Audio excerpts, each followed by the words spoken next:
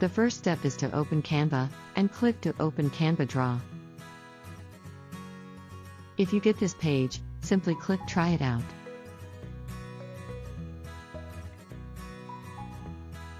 It should default to the Draw option in the left menu.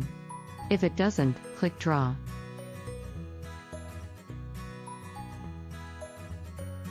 The Draw menu opens. Click the drawing tool you want to use.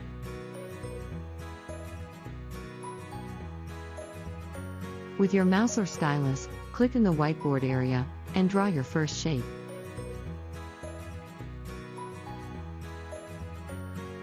If you draw the shape in a single stroke and hold your mouse or stylus down for at least 1 second, Draw will automatically convert your shape to a more polished-looking shape.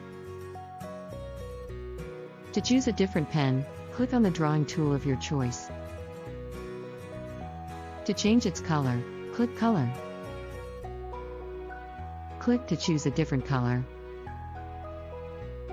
Click to draw your next shape in one stroke, and hold your cursor or stylus down for at least 1 second.